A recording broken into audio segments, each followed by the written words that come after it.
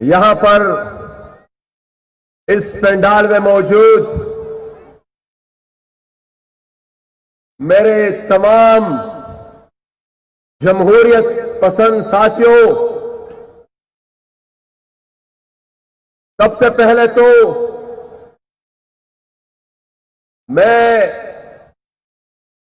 Pakistan Peoples party کی قیادت اور ان کے قائد بلاول بھٹو زرداری صاحب کا بہت مشکور ہوں کہ انہوں نے ہمیں دعوت دی اور یہاں پر شہر کراچی میں اس منی پاکستان میں آپ لوگوں کے سامنے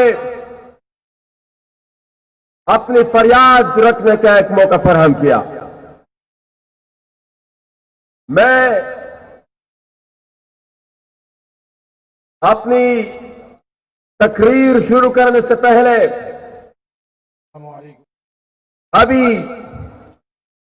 اب سے چند گھنٹہ پہلے ہمارے شمالی وزیرستان کے پشتون تحفظ موومنٹ کے رہنما عید الرحمان وزیر کے چچا رئیس خان وزیر، جن کو ٹارگٹ کلنگ میں قتل کر دیا گیا ہے، میں اس کی شدید مذمت بھی کرتا ہوں اور ہمارے ملک کے اس سیکیورٹی اپریٹس پر یہ واقعات ایک دفعہ پھر ایک سوالیہ نشان اٹھاتے ہیں کہ کیوں کر اتنے بڑے آپریشن کے باوجود کیوں کر ایک چھوٹے سے ضلع میں اتنی بڑی تعداد میں سیکیورٹی فورسز کی موجودگی کے باوجود اس طرح کے واقعات ہو رہے ہیں، تو میں اس ملک کے حکمرانوں کو، وزیر اعظم عمران خان صاحب کو، اگر وہ وزیر اعظم ہے تو جواب دے کہ ان کی وجوہات کیا ہے۔ میں آج کے دن شہدائے کارساز کو، ان شہداء کو جن کو آج ہی کے دن ایک خودکش دھماکے میں شہید کیا گیا تھا، اس مقصد کے ساتھ، اس سوچ کے ساتھ کہ شاید یہاں پر بم دھماکے کر کے شاید یہاں پر سیاسی کارکنوں کو شہید کر کے ہم ان سیاسی قوتوں کو دبا سکے، لیکن ان قوتوں کو، ان آمروں کو جن کی یہ سوچ تھی اور جو سیاسی قوتوں، سیاسی نظریات کو دبانا چاہتے تھے، آج میں ان کو کہتا ہوں کہ وہ تو آج اس دھرتی پر قدم بھی نہیں رکھ سکتے، لیکن جن سیاسی قوتوں کو وہ خاموش کرنے نکلے تھے اور جن کو خاموش کرنے کے لیے یہ بم دھماکے اور اس طرح کے ہتھ گنڈے استعمال کیے تھے، وہ آج بھی اپنی نظریات پر قائم ہے اور آپ کے سامنے موجود ہے۔ میرے ساتھیوں،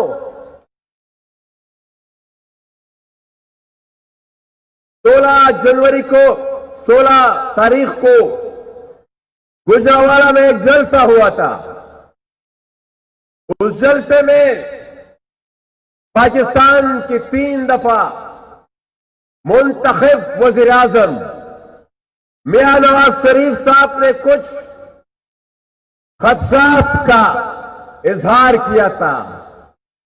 میاں صاحب نے پاکستان کے موجودہ آرمی چیف پر کچھ الزامات لگائے تھے اور وہ الزامات कुछ मामूली इल्जामात नहीं थे, और वो इल्जामात किसी आम आदमी की तरफ से भी नहीं थे, वो पाकिस्तान की 3 दफा मुंतखब शुदा वज़ीर आज़म की तरफ से थे। होना तो ये चाहिए था, होना तो ये चाहिए था कि उस इल्जामात के जवाब में पाकिस्तान के मौजूदा वज़ीर आज़म, अगर वो वज़ीर आज़म है, उस इल्जामात के जवाब में वो उनका खैर मकदम करते और तहकीकात का ऐलान करते, और तहकीकात इल्जामात के बाद तहकीकात के लिए उनका जो फार्मूला, जब तक वो वज़ीर आज़म नहीं बने थे, उनका फार्मूला ये होता था, और वो हमें हर रोज ये भाषण दिया करते थे कि पूरी दुनिया में ये कानून है, पूरी दुनिया में ये उसूल है कि जब इल्जामात लगते हैं तो वो ओहदेदार या हुकूमती जो भी ओहदा उनके साथ है वो मुस्तफी हो जाते हैं। लेकिन ये कानून फिर आपने अब बदल दिया है, बजाय ये कि आप उनसे इस्तीफे का मुतालबा करते, वो इल्जामात जो लगे थे मौजूदा आर्मी चीफ पर, आप उन इल्जामात की तहकीकात करते, आपने उल्टा रद्द अमल में अटैक करना शुरू कर दिया, जवाबी वार शुरू कर दिया आपने, और जवाबी वार में भी आपने कुछ मजीद जर्नल को इन्वॉल्व कर दिया। इसका जवाब आपने नहीं दिया, इसकी वजाहत आपने नहीं की कि जो इल्जामात लगे उसमें कितनी सदाकत है। आपने सिर्फ ये कह दिया था कि फलाने सल में एक और जर्नल ने भी इस तरह किया था। तो जनाब इमरान खान साहब, हम आज फिर आपसे मुतालबा करते हैं कि अगर आपके इल्जामात में हकीकत है, या मियां साहब ने जो इल्जामात आप पर लगाए थे, इन 2 अफराद पर लगाए थे, उनमें हकीकत है, उन सब के दूध का दूध पानी का पानी हो जाए। आप आज ही ऐलान करें कि सन 41 से लेकर आज तक जो कुछ भी हुआ है इस मुल्क में, हम उसके लिए एक ट्रुथ कमीशन बनाते हैं, जो आपने इल्जाम लगाए हैं उसकी भी तहकीकात करे, जो मियां साहब ने इल्जामात लगाए उसकी भी तहकीकात करे, और ये हमारे पीडीएम के इनिशियल ड्राफ्ट में भी यह बात मौजूद है, और ये उन बड़ा के उन शुहदा का भी तहकीकात करे कि कौन कौन उनकी कत्लेआम में मुलव्वस था। बाबा से लेकर खरकमर में जो वाकया हुआ था, वहां पर जो शुहदा हुए थे उसकी भी तहकीकात करे कि कौन उसमें मुलव्वस था। ये जितने आमिर यहां पर गुजरे हैं, जितनी जंगी यहां पर गुजरी हैं, चाहे वो अयूब खान आए थे, चाहे वो जियाउल हक का मार्शल आया था, चाहे वो परवेज मुशर्रफ का आया था, ये ट्रुथ कमीशन फिर उन सब वाकयात की भी तहकीकात करे। साथ ही साथ ये ट्रुथ कमीशन फिर उस जंग की भी तहकीकात करे जो हमारे पुख्तनख्वा वतन पर मुसल्लत कर दी गई थी, जो डॉलर की जंग हमारे खित्ते पे मुसल्लत कर दी गई थी। ये ट्रुथ कमीशन फिर उस जंग की भी तहकीकात करे कि उस जंग में किस किस जर्नल ने अपनी तजोरियां बरी है, कौन कौन उससे मुस्तफीद हुआ है, और ये जो हमारी दो नस्लों को उन्होंने इस डॉलर की जंग में तबाह बर्बाद कर दिया था, उन के खून का भी फिर पता चला सके कि कौन इसके खून में मुलव्वस था, और किन के मंसूबों की वजह से ये हमारा खित्ता पिछले 40 साल से एक जंग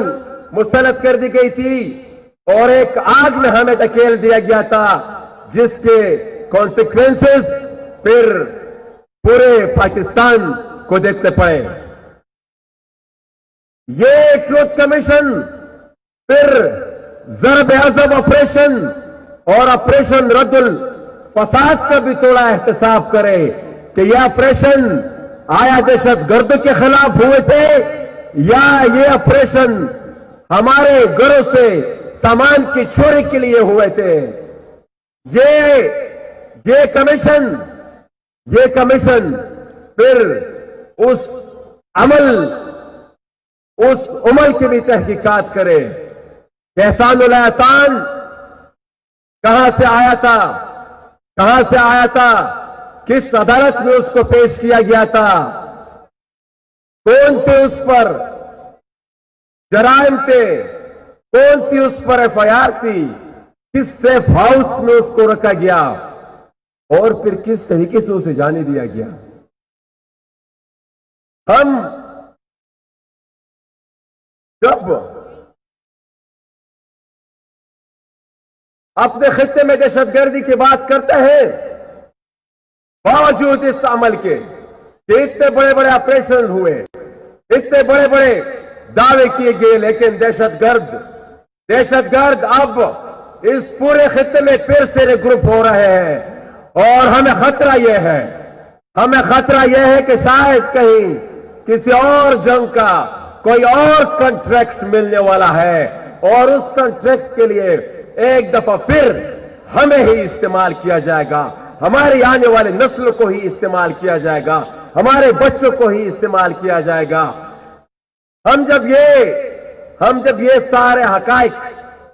दुनिया के सामने रखते हैं, तो हमारी हुकूमत हमें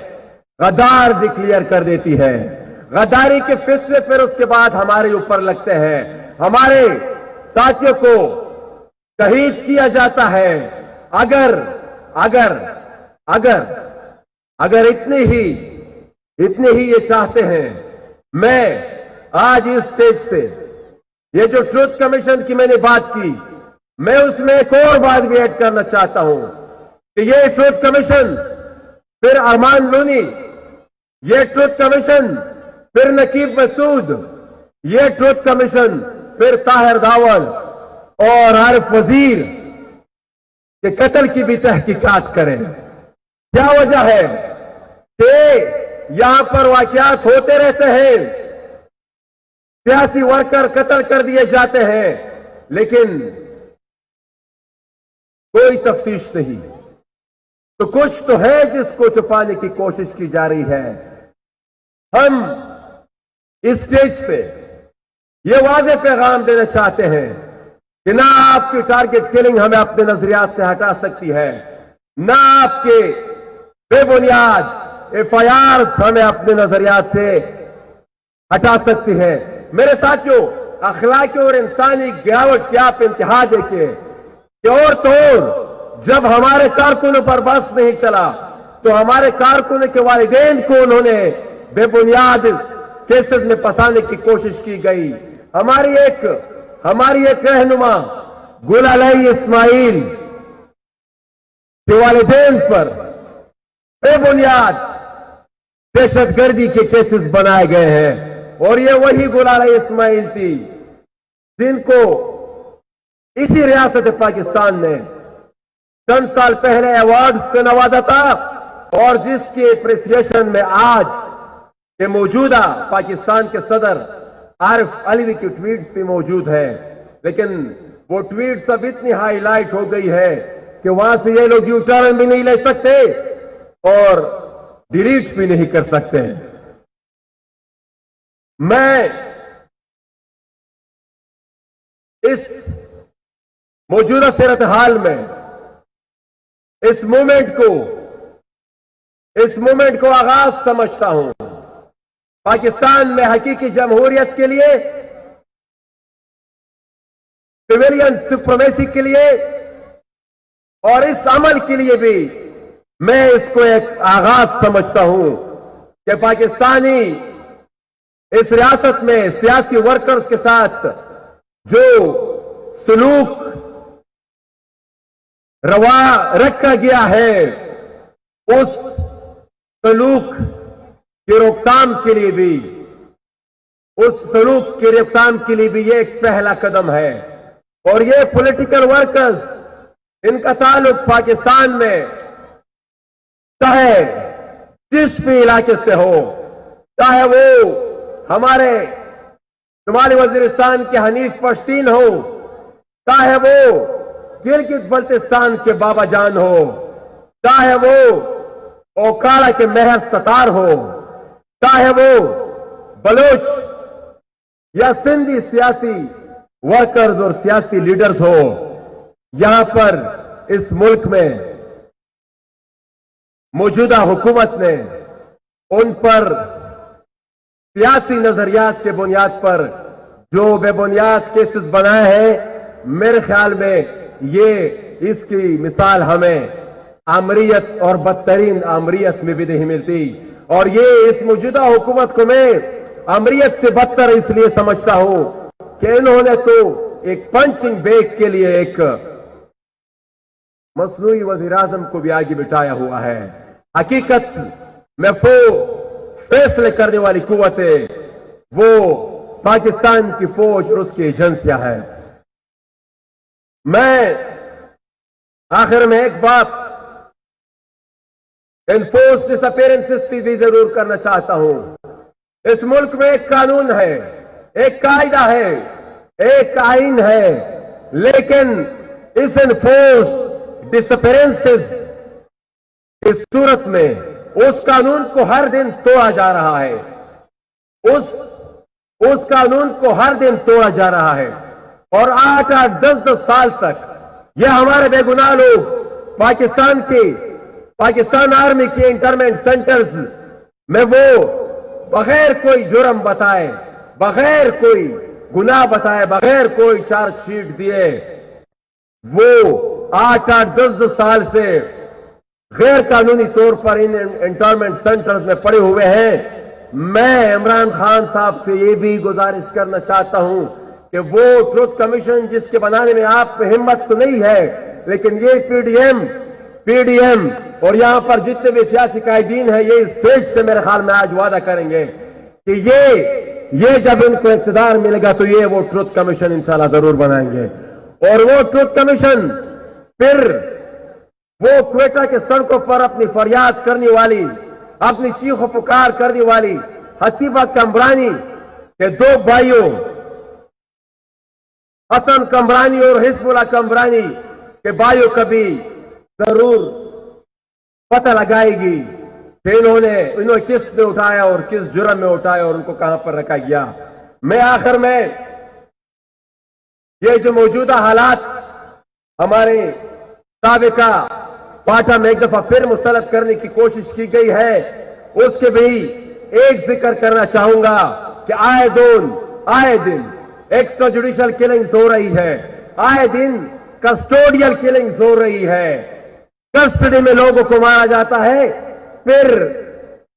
ना कोई एफआईआर है, ना कोई तहकीकात है। मैं कल वजीरिस्तान से आया हूं, 7 दिन से एक धरना बैठा हुआ है,